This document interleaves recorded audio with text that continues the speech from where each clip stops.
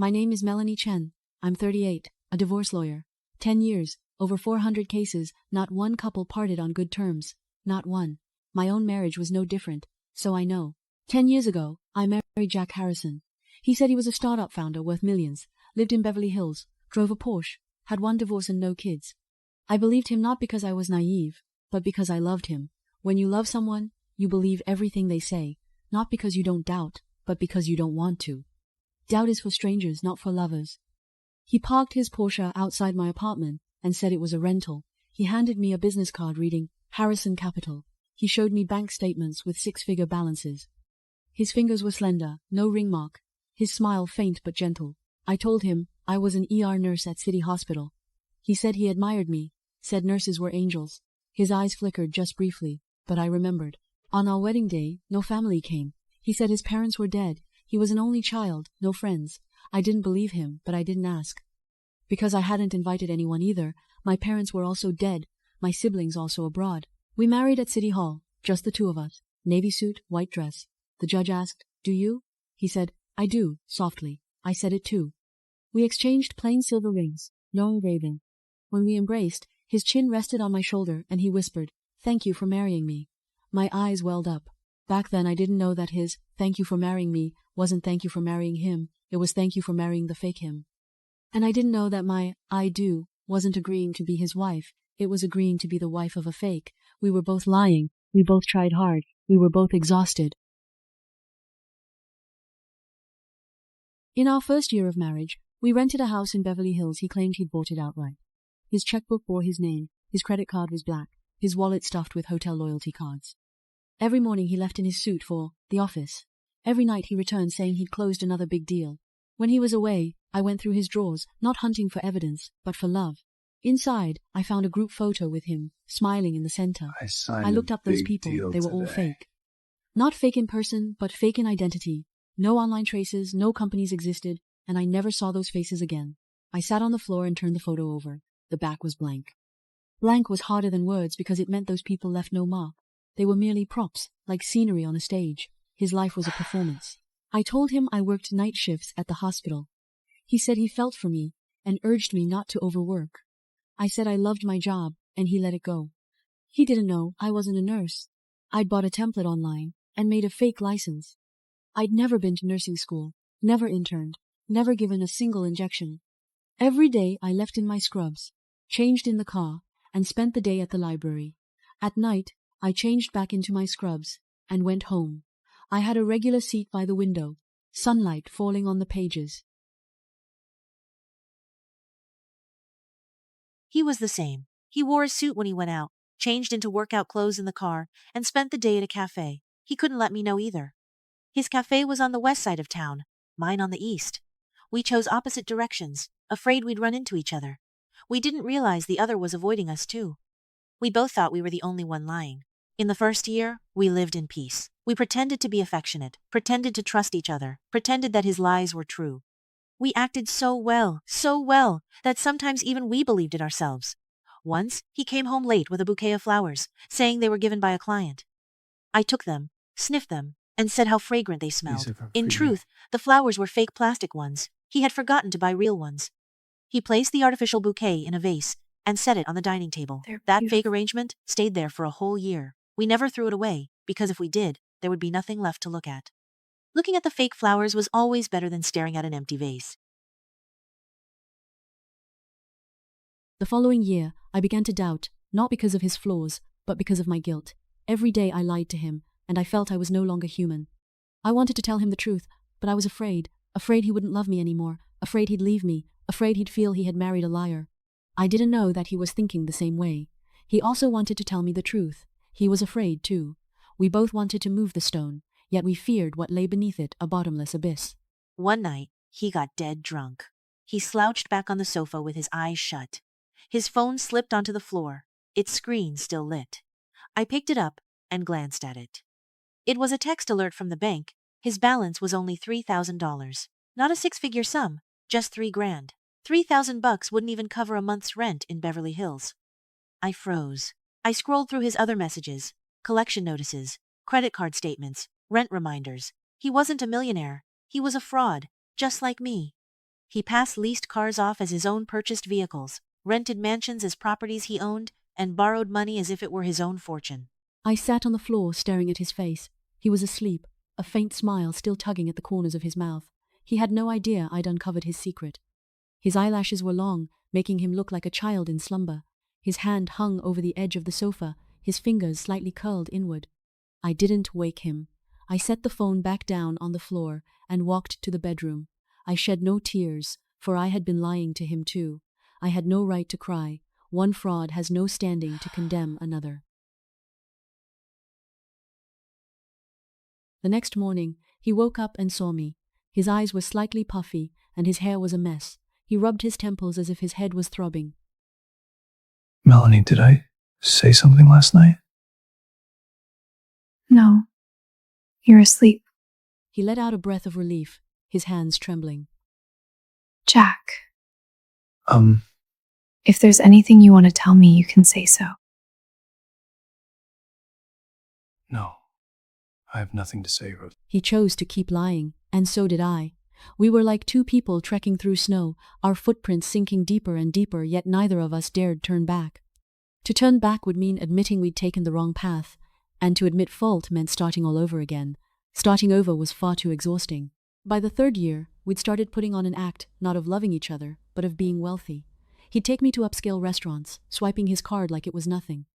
I knew his cards were maxed out. His face turned pale, yet he still smiled and asked, "Is it good?" I replied, "It is," and I meant it. The food really was delicious, yet neither of us was enjoying the meal. I watched him cut his steak, his hands shaking. The knife and fork clinked softly against the plate. He never lifted his eyes. He didn't dare look at me. I took him shopping at the mall, pretending to browse jewelry. He put on a show that he could afford everything. My credit cards were maxed out too, and my balance kept dwindling down to zero. We were like two drowning people, flailing frantically while pretending we were swimming. The water was already up to our necks, yet neither of us said a word about it. I linked my arm through his. His arm went rigid beneath mine. His fingers squeezed mine tight, not out of affection, but sheer anxiety. He was terrified I'd glance at the price tags, terrified I'd say I loved something, terrified I'd grow hopeful. What he didn't know was that I never intended to buy anything at all. I was just acting. We were both performers, and the only audience we had was each other. Once, he fell asleep on the sofa, still clutching his phone. I snuck a glance at his bank balance, a mere $120. His rent was due the following month, and his car loan payment was only 3 days away. His so-called company, if you could even call it that, had brought in zero revenue for 3 months straight. His business partner had pulled out, and all his staff had been laid off. He'd been holding everything together alone for far too long. His fingers were still wrapped tight around the lit screen, displaying an email he'd drafted to the bank. "Please grant me 1 more month of grace." The word "please" appeared over and over again, as if he were begging for mercy. I walked to the kitchen, poured him a glass of water, and set it by the bed. He woke up, spotted the water, lifted the glass, and took a sip. His Adam's apple bobbed up and down. Melanie, can we move to a smaller house? Why? It's too big. I can't clean it all. Hire a cleaning service. I don't want to. Melanie, are you... Are you what? Nothing. He wanted to ask if I'd found out, yet he dared not. He feared I would say yes. He feared that once I admitted it, I would leave him. He thought I only loved his money. What he never knew was that I loved him, not his wealth, just him. He had no idea I was broke too. We both lived in terror that the other would walk away upon learning the truth, and so neither of us spoke a word. Silence was the last mask we had left. By our 4th year together, we began to fight not over money, but over every lie we exchanged. He'd claim he'd met clients that day. I'd say I'd pulled an all-night shift. He'd boast that a client had signed a contract. I'd reply that a patient's condition had stabilized. He'd suggest dining out that evening. I'd tell him I was worn out.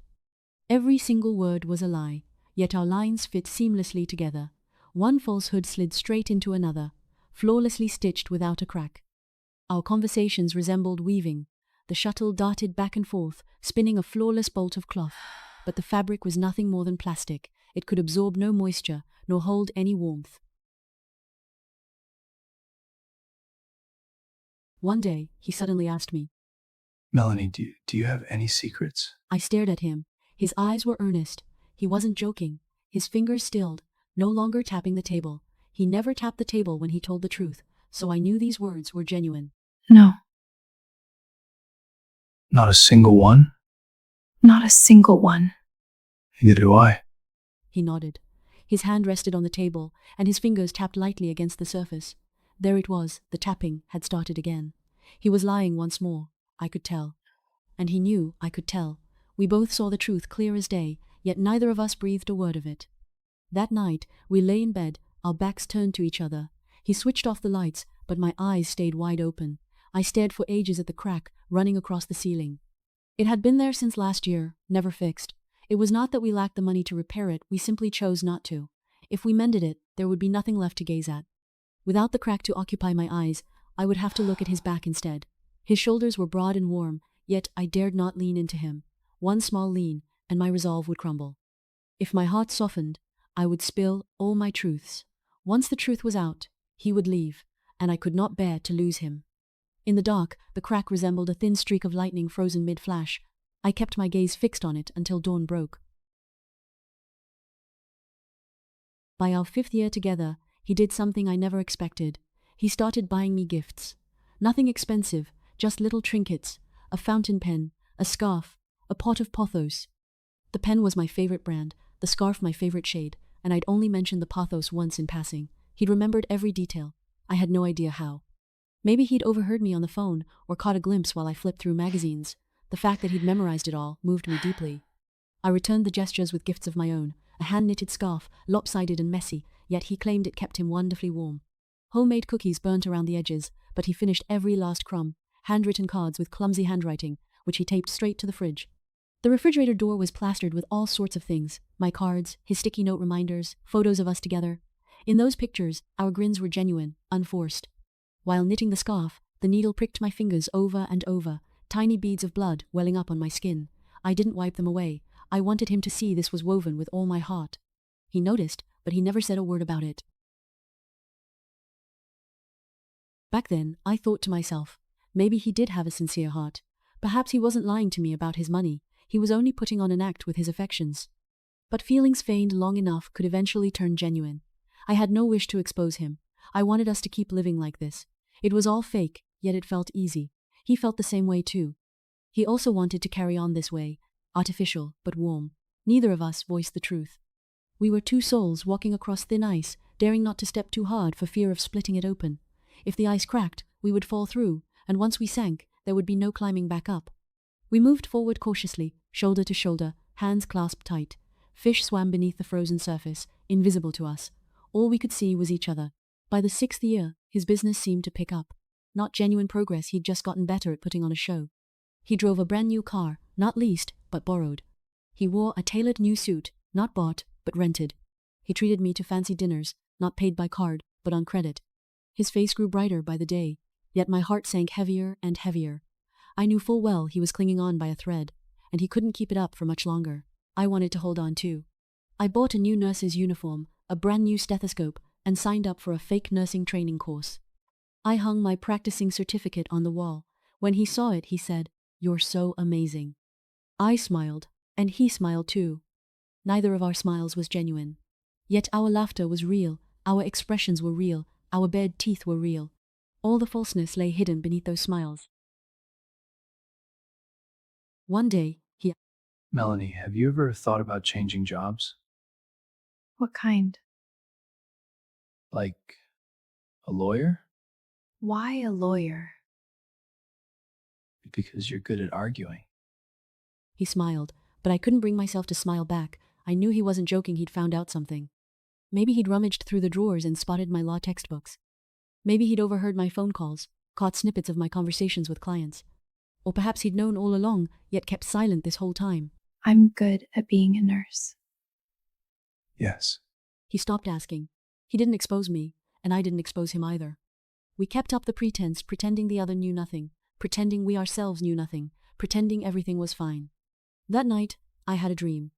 In the dream, he stood in court in a black judicial robe and a judge's wig. I sat on the witness stand, clutching my fake nursing license in my hand. You're lying. You are too. We both laughed. I jolted awake from the laughter. my pillow soaked with tears. In the 7th year, No his way. company went under. That's Not incredible. really, he was putting You on really a show. did it? He said it had been acquired, and he'd made a fortune. He took me on a vacation to Hawaii. The flights were fake, the hotel was fake, but the sun was real. On the beach in Hawaii, he held my hand as we walked. The water was cool, the sand warm beneath our feet. He lowered his head and kissed me from her.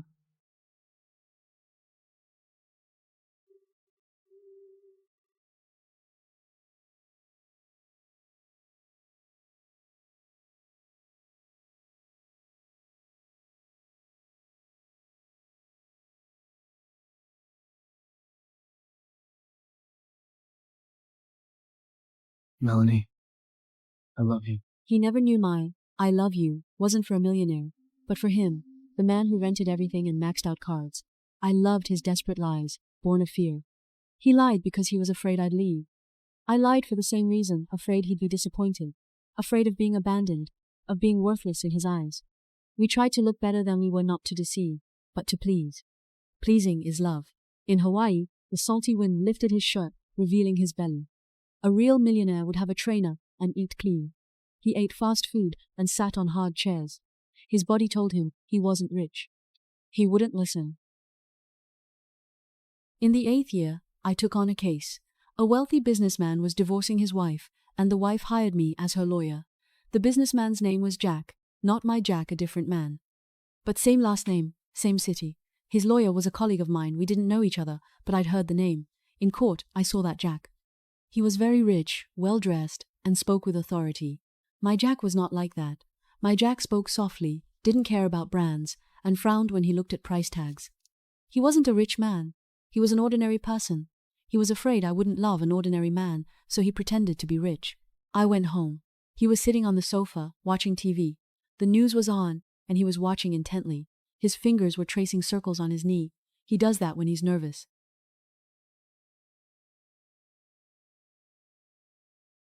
Jack, do you love money? Yes. Why? I don't need money to be happy. Because money makes you happy. You do. You need money to buy clothes, food, and a nice house. You need money to survive. Melanie, I'm not rich. I know. My car is rented. My house is rented. The company is fake. I've spent all my money. I'm drowning in debt. I know. Do you know how long it's been? A long time. Why didn't you sleep? Because I was lying to you too. I told him I'm a divorce lawyer, not a nurse. Cambridge. I lied because I've seen too many men fall for a woman's job, not for her. They love the nurse, not me. I was scared he'd be the same. So I pretended to be a nurse, pretended to be ordinary. Ordinary enough that love wouldn't be worth it unless it was real. My nursing license was fake. My law license was real. I studied for 2 years, up at 5 a.m. every day, memorizing textbooks, and didn't sleep until midnight. I put in all that time, yet I was too afraid to let him know.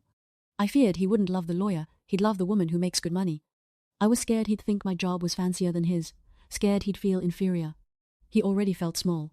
I didn't want to add one more straw. He laughed, and so did I. We cried, and we held each other tight. We didn't have a penny between us, but we were finally being honest. Honesty lifted the burden. With the burden gone, we could let ourselves cry.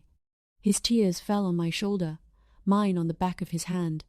Our tears mingled, impossible to tell whose was whose. That was the first moment I felt we were truly embracing. It wasn't an act, it was real. His heart was racing, and so was mine. Our bodies were speaking the truth. Melanie, do you hate me? No hatred. How about you? Nor do I hate. Let's get a divorce. Then. There was no surprise, no anger, no reluctance in them. Only something I couldn't quite name. Maybe relief. Maybe he finally didn't have to pretend anymore. 8 years of acting. He was tired. Anyone would be. Melanie, you've really thought it through? Not mediating? I was the one who filed for divorce. Not because I didn't love him, but because I was too tired. 8 years of pretending. Exhausted. When you're exhausted, you need rest. And to rest, you need to separate. Apart, you no longer have to pretend. No more pretending. And finally, You can breathe. I've considered it carefully. She drafted the divorce papers for us: asset division, debt allocation, child custody. There were no assets, no debts, no children, just 2 liars and a heap of lies. Sophia looked at the papers and frowned. Her glasses sat on the bridge of her nose, the lenses catching the light. This is my final savings. Not much, but enough for you to rent a house. What about you? Jack sat beside me in silence. His fingers traced circles on his knee, never stopping, and when he did that, his lips moved faintly, as if counting the circles he'd drawn. That was his tell when he was nervous. I'd seen it many times. On the day we signed the papers, we sat for a while on the courthouse steps. The wind was strong, tussling his hair. He reached into his pocket, pulled out a bank card, and held it out to me. Have you found a job yet? Yes. As I found it last month. Why didn't you say it earlier? Afraid you won't. What about raising children? No children. I can't believe it came to this. We knew the risks. Melanie, what are you planning to do in the future? Continue to be a lawyer. I had to come. We need to talk about this. Do you hate me? No, Why did you get divorced? because I don't want to save you anymore. Me too. The first month after the divorce, I moved to a small apartment downtown. 1 bedroom, 1 living room. The kitchen was tiny, but it worked. The street outside was noisy, but I got used to it. I brought the pothos with me and set it on the windowsill. It didn't need me to talk to it. It just needed light. Its leaves were a little wilted, but after I watered it, they perked back up in 2 days. It's tougher than people.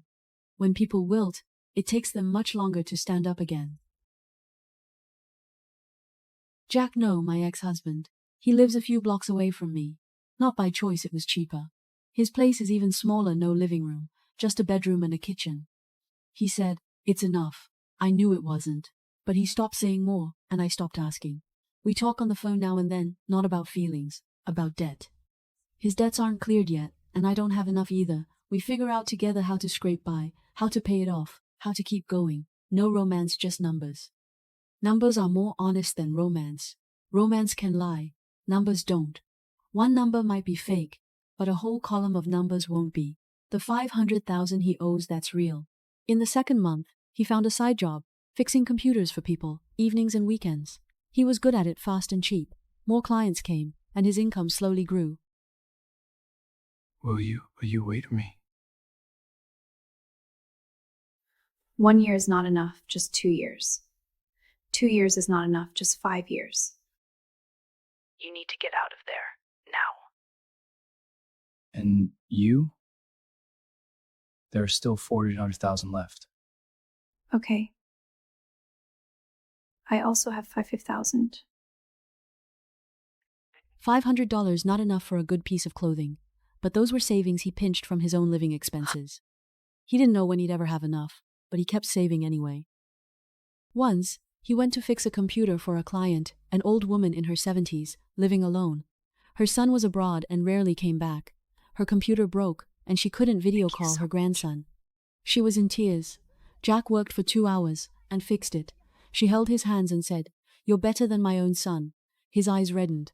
That night, he called me. Melanie, I helped an old lady fix her computer today. She cried. Then what? Because she misses her son. Why? I might miss him too. What are you thinking about? I didn't ask. Where is home? Home was on the other end of the line. His voice had a nasal catch to it. He'd been crying. His voice was shaking. I held the phone and didn't hang up. The silence on the line stretched on for a long time, but I knew he was listening. I was listening too. I received a court summons, not for a client, from my ex-husband. He was suing me for concealing my true profession, not during the divorce, but after it. He claimed that during our marriage, I had hidden the fact that I was a lawyer, which led him to make poor judgments during the division of property. He wanted to redivide the assets. I froze. What assets? He was in debt. I was in debt. Our shared net worth was negative. What exactly was he trying to redivide? The debt? He wanted to split the debt and give me half. The money he owed was his own, not mine. But I was willing to take on half. Not because the law demanded it, because of what we once had. You're suing me? Yeah, Why? because I'm taking over that debt of yours. You can't keep paying it off for me. I don't want your money. I'll pay off your debt. You can't afford it. He hung up. I held the phone and stood by the window, not moving for a long time. Outside, someone was walking a dog down the street. The leash was red. The dog was running fast, pulling the person along. Both of them were panting. I wasn't sure who was walking whom. Spoke very fast. My lawyer was Sophia. She looked at me with a complicated expression. The courtroom lights were harsh fluorescent, washing every face of its color. He sat in the plaintiff's seat, wearing that old suit of his. It was wrinkled. He hadn't ironed it. He'd lost weight. The suit hung off him, loose and empty. Why do you want to redivide the assets? Because she concealed her true profession during the marriage, leading me to misjudge her income. I thought she was a nurse, not a high earner, so I took on the debt myself. But in reality, she's a lawyer and earns far more than a nurse. She ought to bear half the debt. Your Honor, I am willing to bear half the debt. He sued you just to get you to take on half? He could have simply discussed it with you. Because I won't accept it. I don't need her to pay off my debts. I'll pay what I owe myself. He did discuss it, but I refused. That's why he filed the lawsuit. The lawsuit is to get her to sign a document acknowledging she has no obligation to pay for me. If she signs that, I'll drop the case. You two are ex-spouses? The judge called for a recess. He told us to resolve this privately. We sat on a bench in the courthouse hallway, 1 seat apart. The hallway was quiet, only the sound of our breathing. His breaths were shallow, as if he was afraid of waking someone. Melanie, just sign it. I won't. If you don't sign, I won't drop the lawsuit. If you don't drop the lawsuit, I won't sign. Why do you insist on paying it back for me? Because I've loved you. Loved? He lifted his head. His eyes were red. I looked into them and didn't look away. There were bloodshot veins in his eyes from staying up too late. Was he still fixing computers on the side? Was he still paying off the debt? Was he still putting aside that 500? I love you, too. Then why did you get a divorce? Because I was too tired.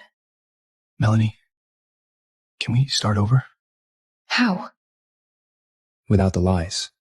Can we do that? Yes, we can. Okay. Let's try. I reached out my hand. He reached out his. We shook hands in the courthouse hallway. Not as husband and wife.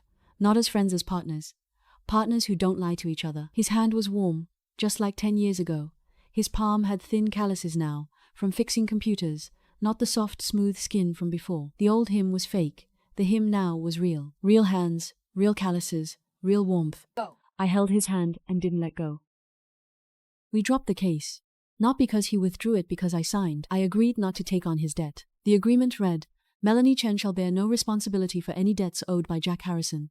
Jack Harrison waives all rights of recourse. He had written it himself, in neat handwriting. As he wrote, his fingers pressed hard against the paper. The pen left deep indentations across the page. I pressed my fingers into those grooves. Are you sure? Yes, I'm sure. Tracing the marks of his hand. They were like a vow, left by his hand upon the paper. Melanie, are you free tonight? I am. Want to grab a bite? Sure. He was silent, his eyes asking, what debt?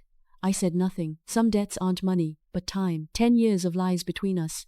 Time owed must be repaid in time. Melanie, let's remarry. No, Why? because it's not over yet.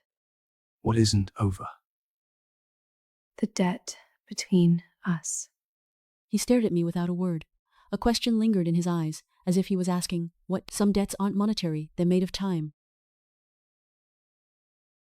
We didn't remarry, but we began living like a couple again, eating together, shopping together, watching movies together. At the cinema, he would hold my hand. I didn't pull away. His hand was warm, just like 10 years ago. His palm had thin calluses now, from fixing computers, not the soft, smooth skin from before. The old him was fake. The him now was real. Real hands, real calluses, real warmth. I held his hand and didn't let go. He lied. He remembered everything: the movie, our seats, the way I ate popcorn. He stayed quiet out of embarrassment, afraid I'd laugh. I wouldn't have. I would have cried. It was Love Actually. Christmas. He'd bought scalp tickets, double the price. I saw the stub. He didn't know. We never said a word. We never said a word. We didn't lie. We were just pretending not to remember. Pretending because we remembered too clearly. You forgot? So clearly it hurt. I forgot. His debts were paid off. Not to the bank, to loan sharks. The interest was brutal. He'd been paying for years, had paid back twice the original amount in interest alone. The principal wasn't even cleared yet. He said, slowly. I'll pay it back slowly. I'm not helping you. I'm lending you the money. No. It's not help. It's a loan. It's an investment then. In your future company. I don't have a company. You will. You believe in me? I do.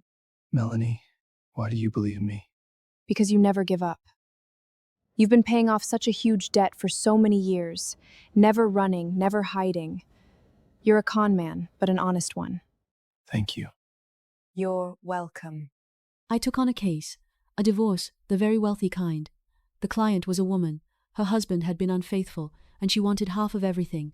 Her lawyer wasn't me, someone else. She said she wanted my advice. I gave it, not for a fee, for free. She asked me. You got divorced. Do you regret it? No, I don't. Why? Because divorce allowed me to see myself clearly, and to see him clearly too. We didn't have money, but we gained honesty. Honesty is more valuable than money. She nodded. After she left, I sat in my office, looking out the window at the sky. It was very blue, cloudless. The sky on the day of our divorce had been blue too. I stood at the courthouse doors, the sunlight bright. He was beside me, a person's worth of distance between us. Back then I hadn't thought about whether I'd regret it. Now that I've thought about it, I still don't. The divorce was right. The remarriage was right too. What's right needs no regret. Jack's business, well, his new business, actually. He registered it under a brand new name, Harrison Tech. It's totally legit. No scam operation here. He takes software development gigs online for clients. His customer base is small, but the money's steady. He splits every dollar he earns 3 ways. 1 portion to pay off his debts, 1 for daily living expenses, and the last for investments. He never touches that investment pile. Says he's going to hold on to it until he's got enough cash to launch a real brick-and-mortar company. His eyes light up like I've never seen before, bright, the kind of glow you get when you can clearly picture your future. I'd never witnessed that look on him years back. Back then his eyes were dull, shifty. He couldn't hold eye contact with anyone. Now he's got confidence. He looks me straight in the eye, stares down strangers, faces the whole world head-on. The first time he landed a huge contract, he called me up shaking with excitement. His voice was trembling the whole time he talked. Melanie, I landed a project worth $50,000. Congratulations. Thank you. What are you thanking me for? Thank you for not giving up on me. I never gave up on him. It's not 'cause I'm some hero or anything, it's 'cause I never gave up on myself either. We were both drowning, flailing to stay afloat. He grabbed my hand, and I grabbed his right back. Neither one of us let go. If we'd loosened our grip, we would have sunk straight to the bottom. We started talking about getting remarried. This wasn't some spur-of-the-moment call. We took it slow, hashing it out bit by bit. We talked for ages, met up dozens of times, chatting over coffee shops, wandering through parks, talking for hours over the phone. We went over our messy past, where we stood right now, and everything we hoped for down the line. He sat across from me, clutching a cold coffee mug covered in condensation. He twisted it back and forth between his fingers, and tiny water beads slid down the sides, dripping onto the tabletop. Melanie, will you marry me again? Not yes, but with conditions. What conditions? First, a prenuptial agreement. No cheating on property. Your money is yours, and my money is mine. Okay. Second, we'll live in the same building, but in rooms. You have your space, and I have mine. Okay. Third, no lying. He held my gaze straight, no shifty eyes this time. Okay. His voice was soft, but rock solid. No hesitation, no beating around the bush. He was finally telling me the truth. We tied the knot all over again.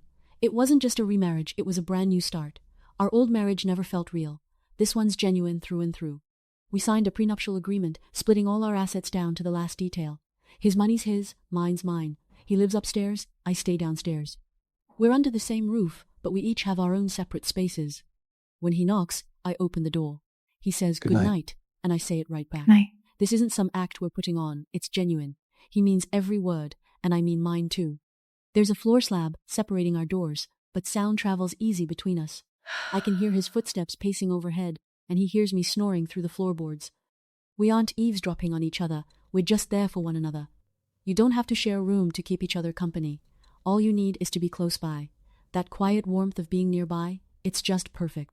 He hauled all his stuff up to the upstairs space. It wasn't much, just one rolling suitcase and a cardboard box. His clothes filled the suitcase, and the box held his books and laptop. I stayed downstairs while he moved everything, listening to every scrape and thud on the staircase. His footsteps dragged slowly, one step at a time, climbing higher. I leaned against my doorframe, just listening. I didn't step out to help, and he didn't call for me either. We don't have kids. It's not that we can't, it's that we don't want to. We spent the first halves of our lives lying through our teeth, and we refuse to drag a kid into all that fakehood in our later years. We want to learn how to be honest first. Live honestly under one roof. Ask honestly, "What are we having for dinner tonight?" Honestly say, "Your socks ended up over at my place." Honestly say, "I love you." It's not just 3 empty words. Every single syllable means something. The I is real. The love is real. The you is real too. One night, he came downstairs and knocked on my door. He Here was you holding go. a mug of warm milk in his hand. Thank you. He handed me the warm milk, but didn't step inside. He lingered in the doorway, staring straight at my face. My hair was loose and messy. I hadn't brushed it at all. I was wearing an old pilled pair of pajamas, and my slippers were those cheap $9.99 ones I'd grabbed at the grocery store. He just watched me, no hint of a smile. Melanie, you've gotten old. You've gotten old, too. You're still beautiful, even in old age. He turned and headed back upstairs. I stood there in the doorway holding the mug of milk. It was scalding hot, the ceramic burning my palms. Steam fogged up my glasses, blurring everything. I couldn't make out his retreating figure, but I knew exactly where he was going up the stairs. His footsteps thudded one step at a time, fading little by little, until the house fell silent. I shut the door and set the mug down on my nightstand. Tiny beads of condensation trickled slowly down the sides. I wiped my glasses clear, lifted the mug, and took a sip. The heat seared my tongue, making it go numb, yet I didn't spit it out. I learned to cook. I never learned before because I didn't want to. When you're eating alone, any amount is too much. Now there are 2 of us. Make too much, and someone eats it. Make too little, and someone goes hungry. He can cook too, but he's terrible at it. The noodles he boils turn to paste. The vegetables he stir-fries taste like pickles. I ate it and said, "It's good." It's delicious. You're lying. Really. You're lying. I laughed. He laughed too. As we laughed, tears started to fall. Not because we were sad, but because we were happy. Happy to have someone who tells the truth. Happy to have someone who believes the truth. Melanie, the scarf you knitted for me before, is it real? It's real. You're not lying to me? No, I really knitted it. It's ugly, though. It's not ugly. He dug out that scarf and wrapped it around his neck. The scarf had peeled badly, and the edges were fraying. But he put it on carefully, tucking the loose threads in and picking off the pills. He checked himself in the mirror. It's pretty. You're lying. Really? You're lying. He didn't deny it anymore. He smiled and looked at me. I looked at his smile. It was real. 10 years of fake smiles had finally turned into a real one. There were fine lines at the corners of his eyes, from smiling. His fake smiles never left those lines before. The fine lines were real. I started taking on more cases, not for the money for him. His company was about to launch and needed startup funds. My savings weren't much, but they were enough. I transferred him a sum. He didn't take it. Melanie, I don't want your money. It's not a gift, it's a loan. A loan must be repaid. I don't want it. Then invest for me. If you make money, share it with me. If you lose, it's on me. You trust me? Yes. You can't lie to me. Because I'm a liar. If you lie to me, I'll sue you. Melanie, when did you become so talkative? I learned it from you. He took the money. It wasn't much, just enough to rent an office for 3 months. His office was on the west side of the city, a tiny room whose window faced a blank wall, letting in no sunlight at all. Still, he was overjoyed. He sent me a photo, sheets of printed paper taped crookedly to the window, bearing the name of his new company. It looks great, he said. I don't think so, I replied. I'm serious, he insisted. You're lying, I told him. He smiled and did not deny it anymore. His company opened in his apartment. Living room as office, dining table as conference table. He was the only employee. He wrote code, pitched clients, delivered work, packaged it up, sent it off. Money came in. Not much, but enough. He saved until he could hire someone, not a programmer, a receptionist, a girl fresh out of school, low salary. She sat in the corner, answering phones, printing contracts. On her desk, a pothos, just like the one on my windowsill. He saw it, paused. He didn't ask. I knew he knew. Neither of us said a word. She had no idea her boss used to be a con man. He'd lied about being rich, lied about being a success, lied to everyone. He wasn't, but he wanted to be. Now he was. His code was solid, clients happy, the company slowly growing. He messaged. Signed another client today. I replied, congratulations. He replied, you gave me the courage. I didn't reply. My eyes grew wet. A package arrived, from Jack, inside a scarf, cashmere, soft in my favorite blue. The card read, the one you knitted, I can't bear to wear it. This one is for you. I stared at the card, eyes wet. He couldn't wear the one I made because I made it. Ugly, but real. Real things are too precious to use, so he gave me a new one. Beautiful, but not mine. He kept my old scarf around his neck, gave me the new one. We were exchanging not things, but feelings. I put it on, looked in the mirror. My face flushed, not from the warmth from my heart racing. 40 years old, and still it races. I thought that belonged to being 20. It doesn't. It belongs to a true heart. The price tag still dangled. I glanced. Expensive. He never spent that on himself. His shoes were last year's, soles worn thin. He bought me cashmere, walked in old shoes. His company hired a second employee, then a third, a fourth. He moved out of the apartment and rented a real office. It was downtown, not big, but enough. His employees were young, and they looked at him with admiration. He didn't know what they admired. They didn't know he had once been a con man. Only I knew. I was his wife, and his witness. I had watched him turn from a liar into an honest man. Being honest doesn't mean never lying to people. It means never lying to yourself. One day, he invited me to visit his office. I went. He showed me his desk, his meeting room, his break room. In the break room was a coffee machine he had bought. He made me a cup of coffee. 78 degrees. I looked at him. He looked at me. His eyes were wet. Mine were wet too. We cried. We held each other and cried. His chin rested on the top of my head. My tears fell onto his shirt. His shirt was wrinkled, unironed. He didn't care. On his desk, that sheet of printer paper still hung there, crooked handwriting and all. His company was downtown now, but he was still him. The man who borrowed a coffee machine to make me a cup of coffee. He hadn't changed.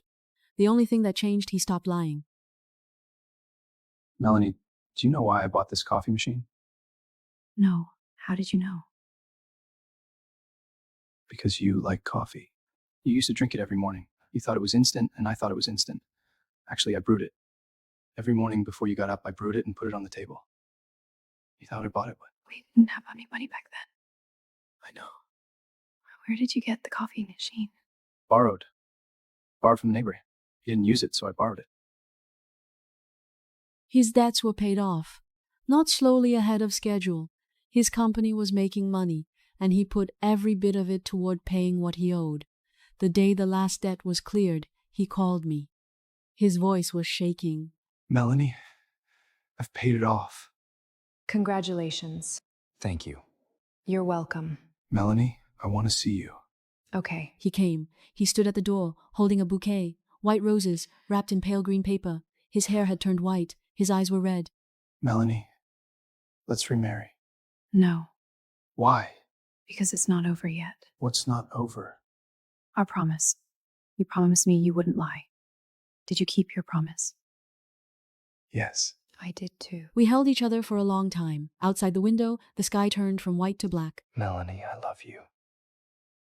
I love you too. Then from black to blue. We were still holding on.